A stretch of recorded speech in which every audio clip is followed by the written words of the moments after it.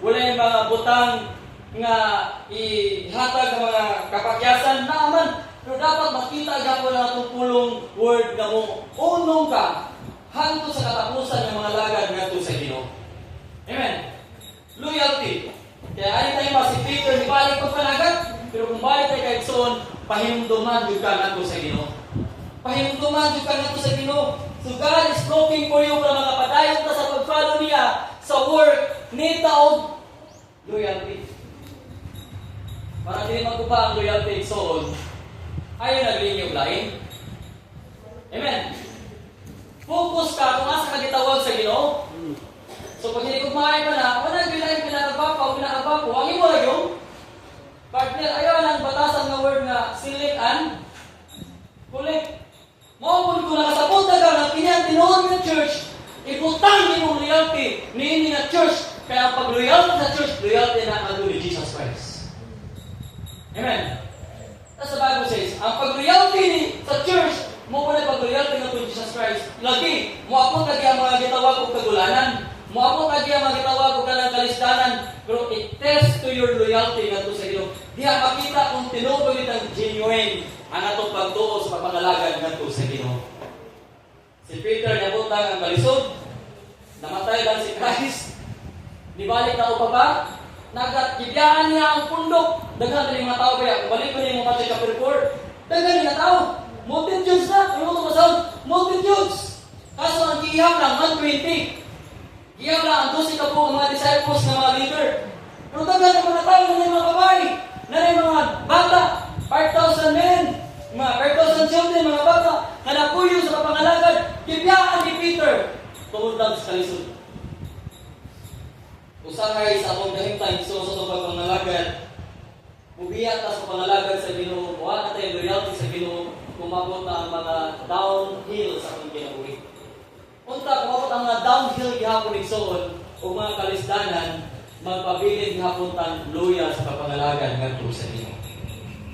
Amen. Loyal sa pagpangalagad, loyal sa paghigugma, loyal sa pagserbisyo, on that time, on a meaning yun nga follow Jesus Christ. Salamat kay ani nga time na-rescue si Peter.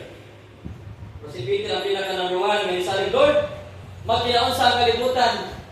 Di ka? Biyaan. Magkinaon sa Lord, ang kahit-kahintang, di ka biyaan. Kasi nga na po ta full of promises. Dili biyaan, dili. Dili ko biyaan ito, no? Pwede mag-away na sa pamilya, kisi-kisi rin sa mga kapila yun. Genuine trust. Kaya ang loyalty, nag-istot pinaog trust. Amen.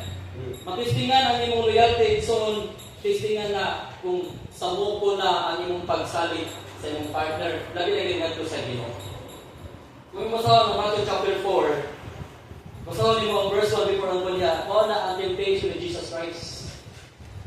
Yung pira nito si Jesus Christ sa yawa, kato'y magdaghan kayo ng mga butang maimuning tanan. Pero si Jesus Christ, wala din napatintal kay kabalo sa kanyang loyalty ngadto sa iyang mahal. Usahay ko ligsoon, na yung mga butang nga ihatag ang kalibutan, mga bisyo ni kalibutan, famous, para maklaro o makita ang asa niya kung yung loyalty. Unsa ka kung manalitan one of our young people here or one of you here, tagahan o daghan niya panalangin. Mga panalagat pakakala ito sa Ginoo, ito ni Masaw, Matthew chapter 4. Actually, before siya ni buo sa iyong church, na may diya ang word bitando ng loyalty diya. Tanaw ko na diya sa verse 10, verse 5, verse 6. Gidala si Jesus Christ sa pinakataas. At temptation na kining tanan, ako ning ihatag na ito kanimo. Kining tanan ba? Kining tanan. Verse, daghan nga verse, ito ito lang binibasahon with verse 5, down to verse 14. Matthew chapter 4. Then the devil taking him up in the holy city, and spitted him on the pinnacle of the temple. And then, in verse 6, and he said to him, If thou be the Son of God, cast thyself down, for it is written, He shall give angels charge concerning thee, and in their hands they shall bear thee up, lest at any time should thou dash thy foot against the stone. Tumulog sa kadirekson sa verse 8, down to verse 10, verse 9, nag-offer diri ang yawa o kanang glory, famous. Verse 7 and verse 8. Again, the devil taking him up into the exceeding high mountain, and showeth him all the kingdoms of the world, all the fancy and glory of the world. And Satan said unto him, all these things, what? All these things I give unto you, if thou shalt bow down and worship Satan. How about kahit soon, kung sa manini nga offer ang kalibutan, kingdoms of the world, glory of the world, ganun, masikat ka, mabot ang kasikatan, daghang kag kwarta, daghang sikat na kayo ka, famous na ka sa Facebook, daghang kag kwarta. How about kung tugutan ni nga kita mo sa imong kinabuhi, magpabilin maghapon kang luyang ngadto sa Ginoo. That's the Christian. Magpabilin maghapon kang mga lagad ngadto sa Ginoo. Kaya usahay, so what dinita nang gi-offer ng God, iya sa Ginoo, nakatumantayan ni. Kaya ang loyalty, matis na, hindi ko na alwin pa, ang loyalty, kabatasan sa tao, sa Kristohanon, matis na, kuna na dagang, kwarta. Dagang, kwarta. Pagkailan pa nakas tinod nga tao, kung na ay dagang, kwarta. Dito na rin ang tinod nga tao, kung na ay dagang, kwarta. Di ang kailan kung tinuod ba siya na tao, tinuod ba ng Kristo, hanon. Kaya usahay dagang mga Kristohanon nga usap na, di nakapangalagad sa Ginoo, kung dagang o, kwarta. Pero ang tinuod po galuyan ng Christian, umabot na ng blessings na Kristo, mapapilit ng mga lagad, mapapilit ng hapong giver na po sa Ginoo. Amen. Kaya temptation kayo ang dihatag ni Satan. All kingdoms of the world. Pero kung masikat ka sa ibang kalimutan, naman ay pangandoy yun. Masikat ka. All glory of the world. How about tutubutan sa imong kinabuhi? Makapangalaga paghapon ka ng Ginoo. Naman ay pangalaga. Makapangalaga paghapon ka ng Ginoo. Pero kung makapantay ka igsoon, na kung madato manang ka, yung malayo na kas Ginoo, wala kayo luya sa pangalaga sa inyo, may pagdina ng tamadato. Pero kung condition na sa kasi, Lord, bless me and make me a blessings, willing ka mo give, willing ka mo support sa bulahaton, then worth it na i-bless ka to sa Ginoo. Pero how about lagi? Kung tugutan ang mga fancy, ang glorious kalibutan, ihatag na natin eh. Ihatag na eh. Ni offer ang yawan ini. Yung ang verse 8, the devil take up and show all the kingdoms of the world and the glory of them, and all these things I will give you. Ihatag. So kasi po na mahatag yun. But the question is, kumusta? Kung tugutan sa Ginoo, nga naa ka na mabutanga. Kaya malipot na pagkali, di na mga lagay sa Ginoo. Sa mga tao na. Daghan. Pero I salute sa mga tinuod na Christian. Nagbisan i-bless sa Ginoo, wala kang pagbiyak ng mga lagay na sa Ginoo. Amen. I salute sa mga Christian like Priscilla and Aquila. Like Joseph of Arimathea in the Bible. Nagbisan i-bless pag-ayon sa Ginoo, kaya wala kang pumulan tawon sa ambulaton na sa Ginoo. Amen. Pabilin gihapon igsoon nga nangalagad gihapon sa Ginoo. Pabilin gihapon nga ang ilang loyalty kay usahay kini dagan nagkakwarta daw. So dalaw ta sa mga tawag nga kalibutan ba. Dili na magaw kwarta. Pag remind nato igsoon kay ang loyalty mag-test yun na. Kuna kay kwarta ang trust mag-test na igsoon kung mabot ang mga temptations sa atong kinabuhi. So number one, to follow Christ, it requires loyalty. Amen. And loyalty can be tested by money, can be tested by trust. Kung sila, pag ang trust mo kung maguba, gusto na mo kayo na, ibalik. Gusto ko lang siya ibalik. Sa mga tao na igsoon. Pero salamat si Kristo nagpudlog yun, how many times that you will still believe your brothers and you will still believe, forgive your brothers and sisters? How many times? 70 times 7. Just imagine. Pero kita, bukan na. Nalalaman mo. Pero ang Ginoo, sa kapilat na masikat, ikat, basta doon na yan, ang masikat, sa kapalit na ito kanina, niloyal o mitras, yapon ang Ginoo sa iyong kinabuhi. Ang loyalty can be tested by your trust, by your money, and by your fancy of the world. Hitabo lang is kung kinabuhi, so hindi ang makita kung talaga na nanalaga dito sa Ginoo. Awkward po kayo, no?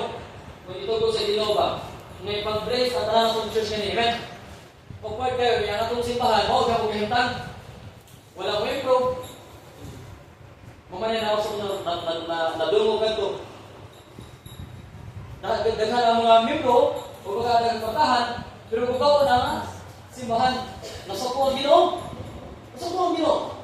Kung sa hagay, kung sa ano? Daghan mo pulawan, daghan mo ka ng silver. Pero ang balay na ko. Salamat tayo sa itong kakubi-kubi ng gapon, yung mga church. Pero natin sa paghihasa sa itong pinaka-advice nga ito sa Ginoo. Amen. Pero if i-bless ka dito sa Ginoo, i-bless ka na sa Ginoo ba? Kaya itabo ba yung nga katulad ng income pa is 30,000 pa. Sahay, nga natin so, punta dito ay nga natin. Mapabilin hapon nga i-test ang atong loyalty. Kung naa ka, mapabilin ka mga lagad sa Ginoo. Amen? Kung wala po, mapabilin ka mga lagad sa Ginoo. Kung naa ka, tatawag ang blessings nga sa uban. Blessings nga sa church. Blessings nga sa itong tanan kung asa ka gamitin nga sa Ginoo. Number 2, following Christ for the gospel ministry, it requires the labor of long suffering. Wala, long suffering. Balik ako sa Matthew chapter 4, before Galison. Tawang verse 3 and 4. Verse 3 and 4. Ako na kinigapil, kinandes ko kani pagbalik ko ni Pastor Jerry Camilotis. You know what? Ang pag-follow ni Christ, musugot ko sa dili, dako kaya na kung kontra kining word pagkaon. Kining word kawal ko ba? Oh, now verse 3 and 4. And when the tempter came unto him, he said, if thou be the Son of God, command us these things, these stones, be made bread. But he answered, it is written, man shall not live by bread alone, but by every word of God that proceeded out of the mouth of God. Sa punta Lison. Nagi panahon Lison nga mabang tatas ka Lison. Nakasama na gitawagan ng pugma na ikan po ni Maria. Kasuway na. Hindi kasuway na po. Pero tawag, mapalaka ka. Asa ka to? Ano na word? Kalisto ba? Kalistanan sa itong kinabuhi. Baka walay offer ng trabaho. Pag ang tinuod nga ni-follow would continue sa work ison, it requires long suffering. Ano daw? Long suffering. Muwaban tayo, amen? Amen. Muwaban tayo. Nakasabi mo sa iyo, kanawan ako ba lang? Kanawan ang makakuno. Kung sa kaysa dapat wala na, kung wala nga na. Amen? Kung nakakita mo nga na, ayaw kumpiyansa ikaw kining word kawaton. Kaya tungod sa kawaton, bisan sa Old Testament, nabaligya ang katungod. Kamu dah betul. Ingon si Lola, ingon sa ako mama, na ingon ang iyang mama sa akong Lola. Maligya ako no, ang among yuta, yung tabako. Si Lola, tabako. Yuta, dito ay, balik ang tabako, kaginahan mo, tabako, makatabako lang, tabako. Yuta, di ba yung Lola? Sa Bible, ibaligya ang katungod lang sa magulang, ibaligya sa iyang mo, tungod sa ka, kagutom. Wala ka bang tayo wala. Gutom ka na kay Jacob eh. Gutom sila. Jacob yung maramang na. Kuya. Nakipagkaon din. Pero, sabot ha. Imo na yung pagkaon. Pero bayo ta kuya. Ako na kuya. Ikaw na mamod. Yang balawag kinato sa mga kuya. Ikaw may tagaon ako masangol sa panalangin. Sa mga yuta. Tanan ba? Ikaw ang mag-overseer. Tanan. Sa kagutom po ni Esau, sa kagutom po, sige, kuha niya ang baon. Ikaon, o dito ka nag-agreement pa, nabaylo na, ibalik niya ang birthright. Ang iyang katungod sa usa ka magulang. Doon pinamadalang Christian today, matagpo lang ang panginahanglan sa tuntian, panginahanglan, ibalik niya ang pagkakristuhan. Ito ma, Nahita po na sila sa timupuhon. Gibalik niya ang pagkapastor. Gibalik niya ang pagkapastor. Ay kamalaga, kay kabus para tuon. Sama siya. Kabus Kapakap. Kapa. Gwapo lagi ni, munato tani. Hatag ka og 4,000. Monitor og nato. Bantay ta na. Motor. Okay, gabi na ito mga tao. Malibre ang sa ka motor. Sa malitan. Kung sa malitan pa yan, nabag sa malitan siya eh. Pag-lim lang mo na ito sa kayo mga Christian today, maglimpong na lang. Para lang matagpo sa ka.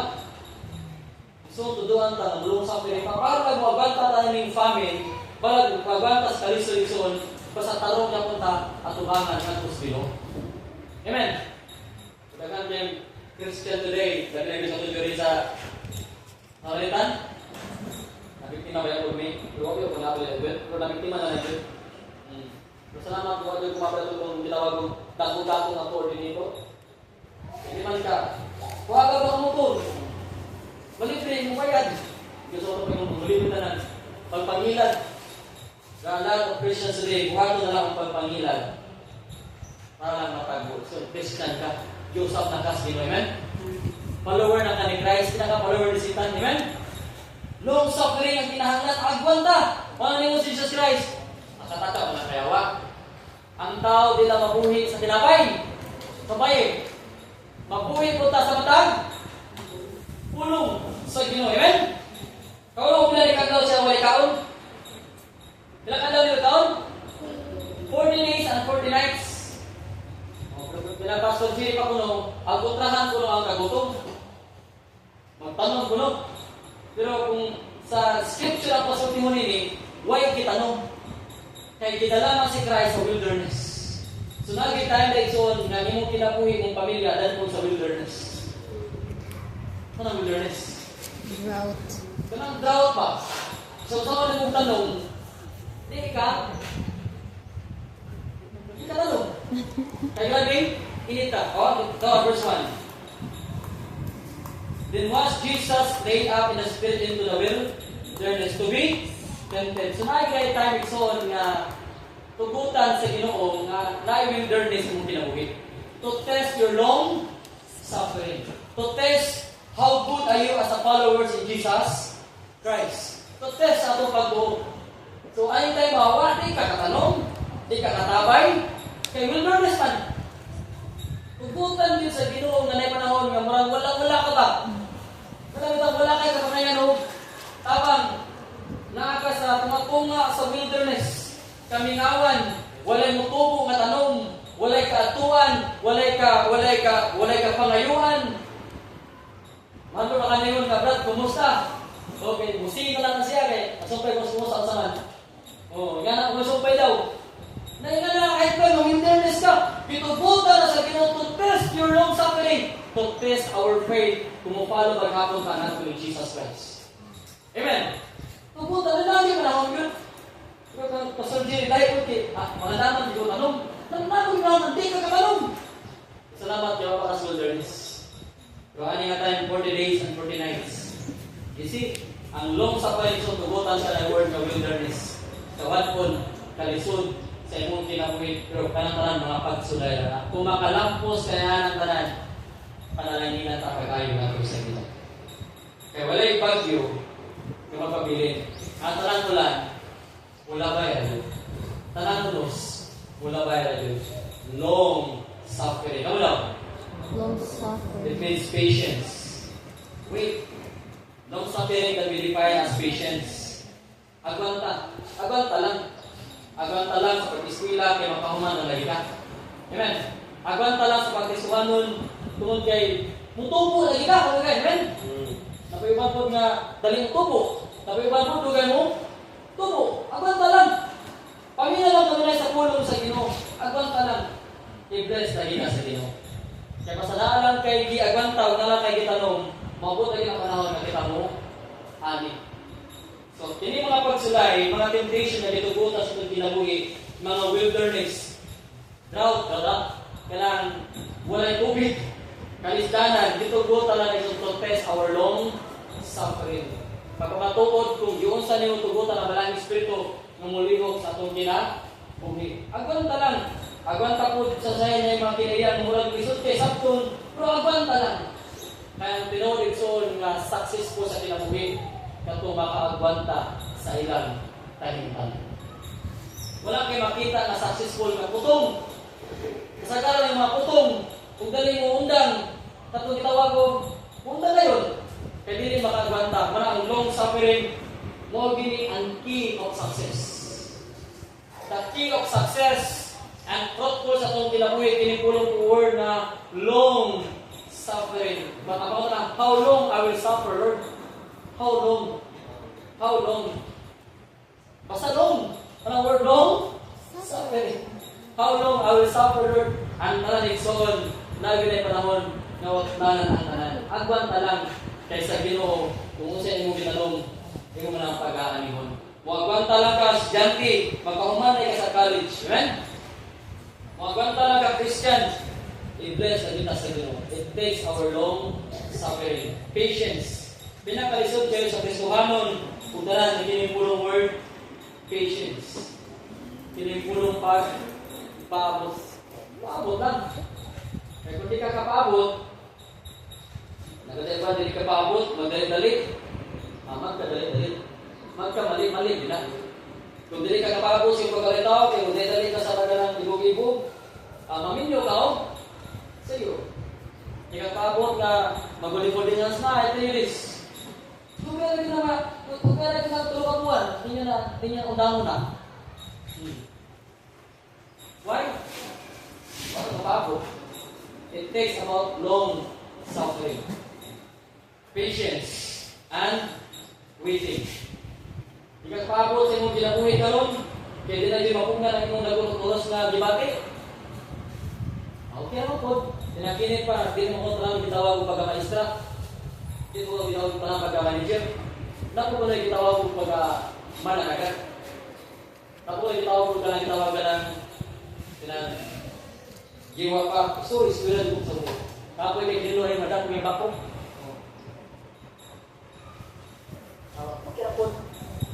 Kung kabalo kang long suffering, labi na sa mga temptation, mga problema, so, sa unahan, makaagwanta ka, ma-enjoy na nimo ang kahintan kaysa sa akong kinabuhi. It takes long suffering. Amen? Long suffering. So number 1, loyalty. Kalawa? Long suffering. Kaya ang long suffering mo na yung key of success. Okay. Huwag kayo makita na successful, walang magbantang. Bisan ang mga boss, magbanta po sa ilang mga bisan upan, o ako sa nila, mga boss siya. Nakagwanta sa mga kinaya. Nakagwanta. Gumanda ito sa mga. Gusto na gumanda ito ron. Gumanda ito lang, tawag ako niya. Nakagwanta po sila po. Ang bata lang. Ang delikado, yung edad. 30 na, mabata, gapon ka lang. Orang ato lagi na ko Dawat-dawat ali, dawat-dawat. So young people, ako ni diri naon. Di kaya banta ko sa imong pataka-taka di orang bulot-bulot sa imong kasikas yung murag makulang yung adlaw kundi ka kita niya punya wala tao malitaw mo dito mga dito mo kundi ang tika mabulot di ka dito ka kahuman ang agwanta hagod. Amen?